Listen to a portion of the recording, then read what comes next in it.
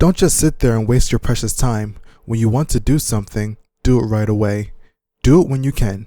It's the only way to live a life without regrets.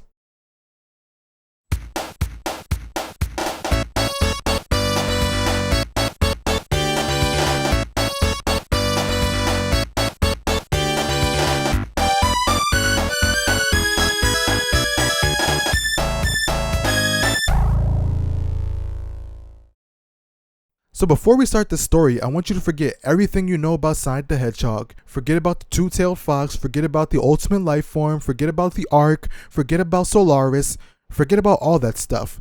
To really know this series and to really understand how I'm coming at this series, you have to forget everything about it. Because going by Sega's mindset at the time, we didn't know if this was going to be the new mascot of Sega or not at the time. We didn't know if this character was going to be that popular. So I'm taking you back to July 26, 1991, and we're going to talk about the story in that way. Now you may be wondering, July 26? Yes, because that's when Sega actually released Sonic in Japan. And it's very confusing because Sega in general will usually use the American version, which is June 11th, 1991, to show Sonic's birthday, but that's not actually when he was born, at least in Japan. There's a totally different date there, but since it came out earlier, I assumed they used it for that.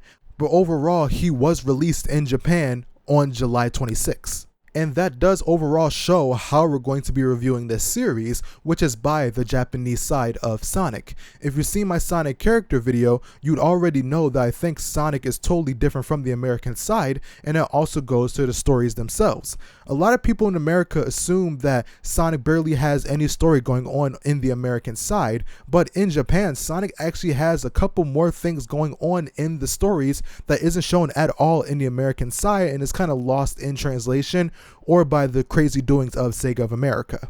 And with that, I want you to kind of also ignore the inspirations that Sonic has had to get him to this point. Like Felix the Cat, Mickey Mouse, they may hold some aspects in Sonic as a character, but they do not overall hold the aspects of Sonic's stories and how Sonic is being perceived in those stories. They mostly follow Japanese kind of ideas in storytelling, like Kisho Tenketsu and different stuff like that is used in a lot of Japanese writing and a lot of Japanese stories in general. But with all that out of the way, let's actually get into the story of Sonic the Hedgehog.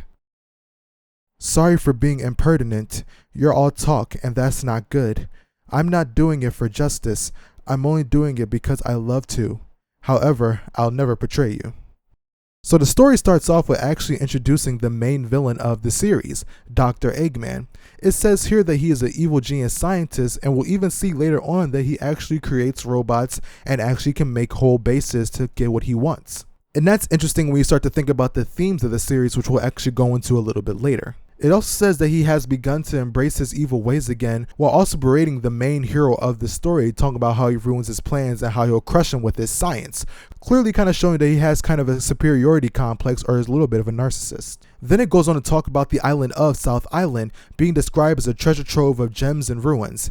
It is also said to be the island where the mystical Chaos Emeralds lay dormant. The Chaos Emeralds are described as a super substance that gives energy to all living things, but it is also said they can be used to create nuclear weapons and laser beams through science and technology. It goes on to say that no one is able to obtain them. This is because South Island is a moving island and the Chaos Emeralds exist within a distortion that the island creates.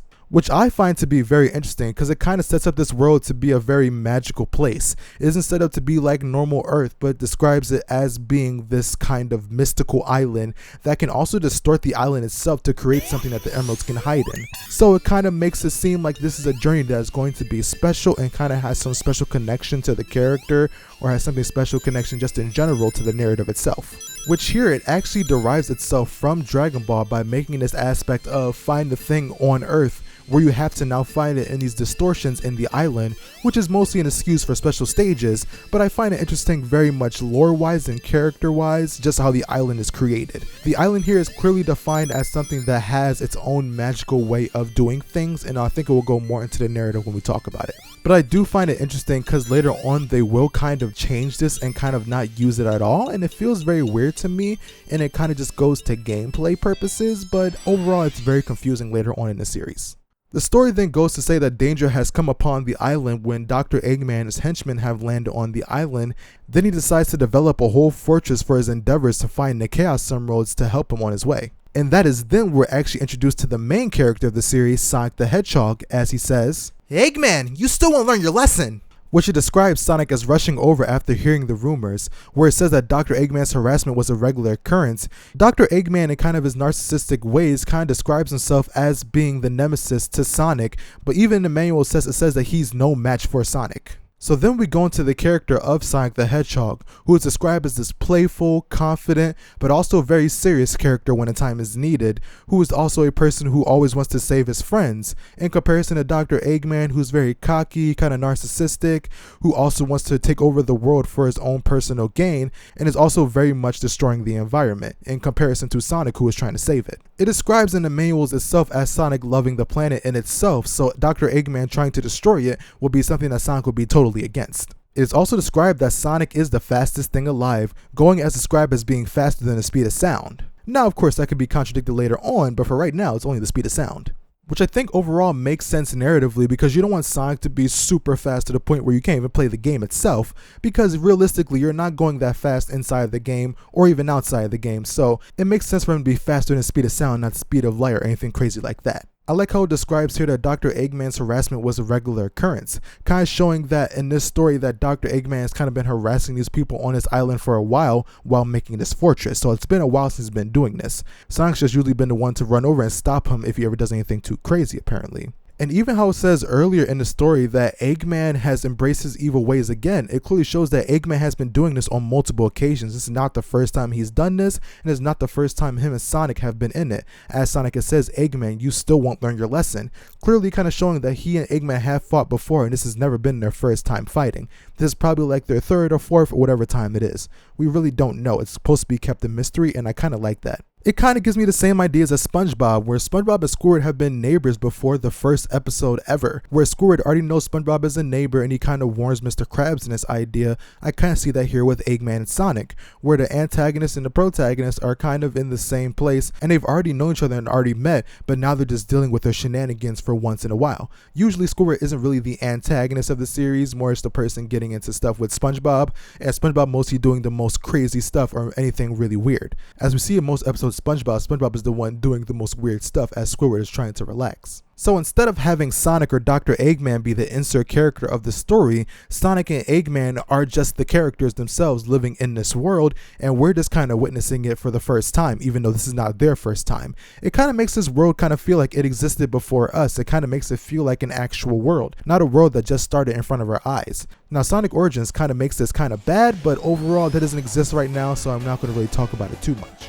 So now the story goes on to describe that something's not right in the situation. As Dr. Eggman describes, this time is different because he's turned all his animal friends into robots. Sonic is clearly shocked by this. Then he describes how he has control over all of them and how the whole island is his enemy now, and this time the world will be his. Kind of using them as a shield for his endeavors, while Sonic has to kind of deal with saving all of them. Just like how the end narrator says, "This is terrible. Go Sonic the Hedgehog, everyone is waiting for your help." Clearly showing that you kind of have to help your friends in this story because your friends are being trapped and are kind of be used as shields to kind of delay Dr. Eggman's feats as he's going on through the story. I like that a lot because it actually makes Sonic's friends kind of the dramatic point here, showing how Sonic has a connection to the animals on the island, kind of showing off how Sonic cares about his friends as a character. Kind of giving this island a little bit more world building and also kind of showing off Eggman's idea to get Sonic to go through Eggman's shenanigans. Because as described in his character bio, he is not a person who is a hero but does what he feels is right and tries to save his friends, and this is showing that in the best execution it can. And that basically leads us into the game itself, which, as you can see by the levels, it's Green Hill Zone, Marble Zone, Spring Yard Zone, Labyrinth Zone, Starlight Zone, Scrap Brain Zone, and the Final Zone, where it clearly shows a kind of progression from Sonic starting off at the beginning of the island to the opposite side where Eggman's final base is, as it shows us how we maneuver through the island over to Eggman's base. And we can even see in the story that Sonic is the one chasing Dr. Eggman throughout all the bosses and everything around the levels, because the first boss we see is called the Egg Wrecker, which is clearly a wrecking ball outside of his ship, which is clearly supposed to be used to actually destroy the rubble and stuff around them in the trees to find the Chaos Emeralds. As he said earlier in the story, he would use a drill and different stuff like that to try and get through the island to find the Chaos Emeralds. Then we see in the next zone he used the Egg Scorcher to kind of burn down the island and everything around it. Then of course we go to the Egg Stinger, where he clearly used it to destroy all the places around the island and maybe all the homes there. As we can kind of see from the background, there's kind of homes there, and he maybe used that to kind of take everything apart. And then we see the Egg Mobile, as he's just clearly trying to escape the Sonic to his base itself. Then when we get to the Egg Spiker, as he's clearly just using spikes he has around, nothing really special. And then we get to the Egg Crusher, which is the final bout on the island inside of his base, where we can see he tries to crush Sonic in one last go. But clearly we can see, as the manual says, this isn't Sonic's first time, and he never actually wins against them.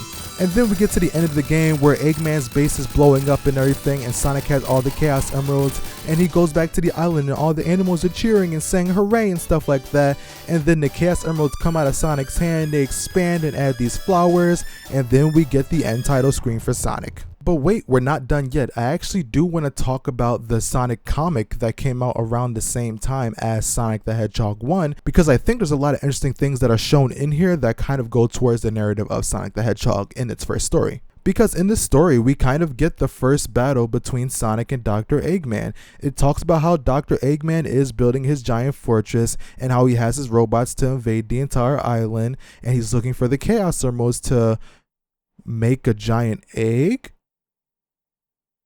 Okay. But then we transition into Green Hill Zone, where Sonic is clearly in a band with his group, and he has all these fangirls and animals who are clearly talking, and it talks about how he's kind of a rock star. You can see the gang in the back, who I won't name because of reasons. And then we see that Dr. Eggman talks about how he's taking over the island, and he says yes for some reason, which I think is pretty interesting. As he's doing that, Sonic clearly takes out all of them and kind of gives him his clear confidence and playful attitude here, as he calls himself Sonic the Hedgehog. Then he starts to take out all the robots, and then Dr. Eggman brings out his wrecking ball as like before in the game itself, and then we see that he defeats him, and then we see that Sonic actually destroys the robot, and then Sonic goes back to his concert. And then we see that Eggman messed up in the game, so he's trying it again, as we see he goes through another Sonic level there. And this is where the story kind of derives from the original a little bit, where it kind of shows that instead of Dr. Eggman gloating about how he's taken over all his friends and has done this, his friends are the ones to tell him instead. And it's clearly the little animal guys we see in the story itself, but we can clearly see here that they're talking. But overall, it pretty much plays out the same, except we actually get a new level that was actually never finished, which is named Clockwork Zone, which was probably replaced by Scrap Brain Zone because they couldn't finish the development on the sprites maybe, because Sonic 1 is a rush game. But I'd rather we have that instead of Scrap Brain Zone Act 3, because that shit fucking sucks. I guess you can call it Labyrinth Zone Act 4 if that's the case. Yeah, it wasn't funny. And I think it kind of makes sense as a replacement for that, but it does seem more like the beta version of Scrap Brain Zone because of the simple fact that it goes back in the Labyrinth Zone in the manga itself, and it clearly shows that it goes into the final boss. But I only bring this up because the manga goes into a lot of characteristics with Sonic and Dr. Eggman, like Sonic being the fastest in the land, having a strong sense of justice but irreverent to authority, being impatient, not detail-oriented, being loyal to his friends but enjoys his independence, being street smart but warm at heart, and he loves beauty and nature and cool music. And he's not a hero but has a lot of self-confidence and courage.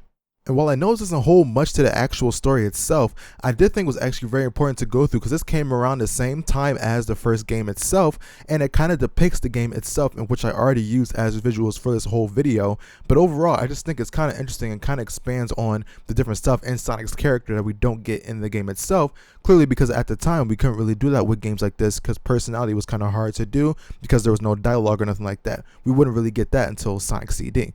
And it shows us a couple of stuff that was actually cut from the game and probably cut from the story itself, like Sonic and his band and the Clockwork Zone. Like, those are things that were clearly supposed to be in the game, and the manga depicted them clearly pre the game coming out. There is another side of this I actually do want to talk about, which is kind of the origin of Sonic the Hedgehog, but I'm kind of debating on doing it next episode or at the end of this whole classic era, which I think will work way more in my opinion, but we'll see what I do. And there's humans here. They actually have on their little human kind of bunny outfits, which kind of seem very animal-like, and it clearly shows that humans exist in this world, kind of. Maybe it's still not in there in the classic era, but we'll see later on. But now to my overall thoughts. I think this is actually a really good story for a game in the 1990s where Sonic is the first video game character to kind of make a story that has something going on, that has themes going on, that has a plot going on, that has some unique characters that actually express how they work in this story, and just some type of world building there, just saying that there's more to come if we keep this going.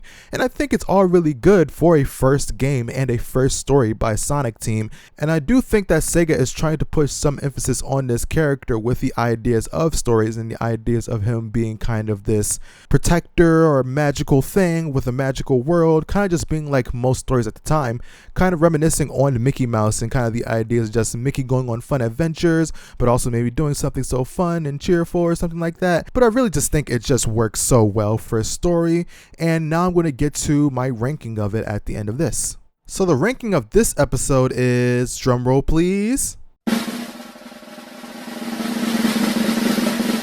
3 out of 20. Yeah, I know.